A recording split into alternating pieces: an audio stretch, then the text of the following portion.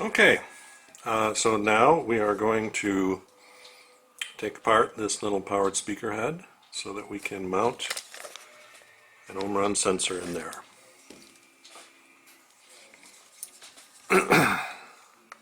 Start by taking the bottom off here.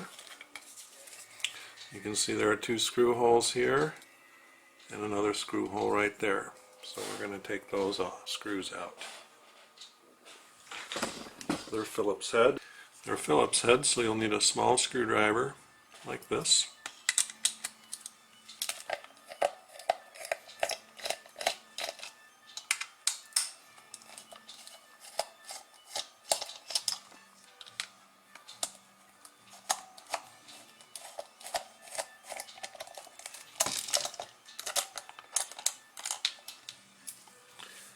So there we go, we set the screws aside. Now the bottom plate comes off.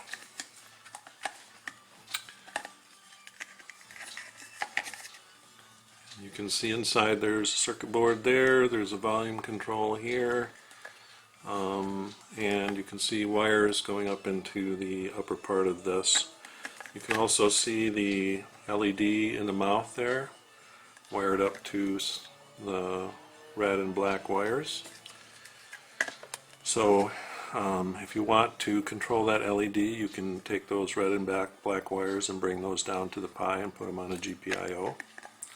Obviously you'd need a pull-up resistor and need to wire it up correctly.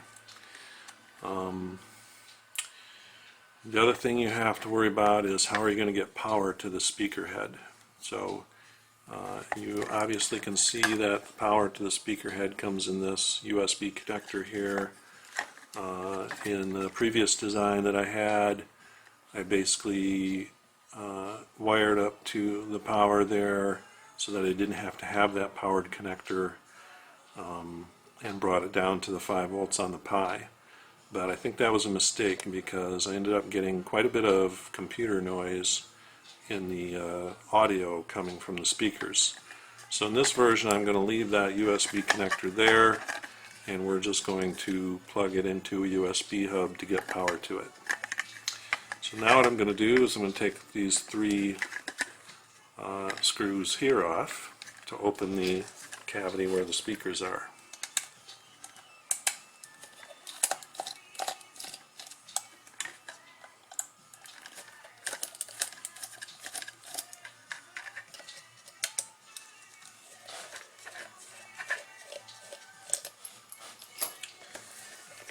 Make sure we don't lose the screws.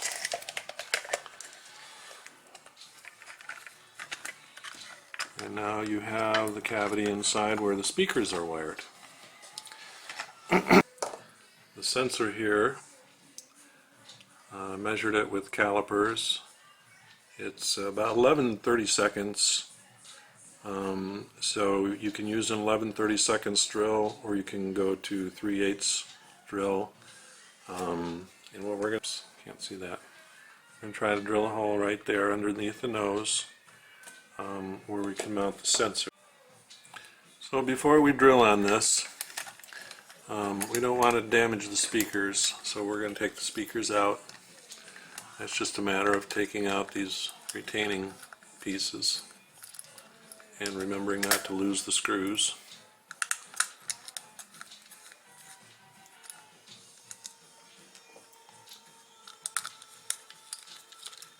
Since we're going to have to modify this bottom retainer anyway, it needs to come out.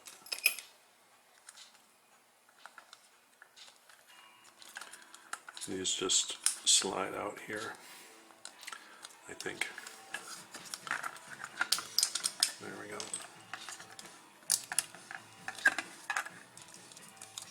Careful not to damage the speaker cones. Another thing I learned on the first time around is this is kind of a messy job, right? Your hands get dirty, you have to use a vise, a drill, so it's very easy to damage the face and get it dirty. So make sure you clean your hands often, wash your hands, and also be very careful not to damage the outer surface. In fact, if you wanted, you could maybe put some tape over it, some blue painter tape or something like that to avoid damaging it. So I think we're going to do that. Okay, we're talking about mounting the Omron temperature sensor, which is this. This is a bad one, so I'm just holding it. It turns out the 8-channel sensor needs to be mounted basically like this, because its field of view goes like this, horizontally. So that's what we want to do so that we can look around like that.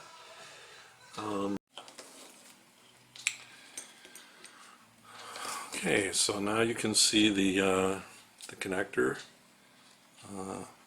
mated with the sensor. This is a real sensor now, so I'm wearing my wrist strap. And now if we look about how this is going to go here, it has to go this orientation. It could go that orientation. So you can see we can't get it all the way up to where the nose is. The nose is too far down here. It'll interfere with the speakers. So we are going to have to put it down here, kind of maybe around the buck tooth area, in order to make it work. So I hope that's going to look okay. We're getting ready to drill it, and after we drill it, there's no turning back. So we'll try that, and hopefully that will work great.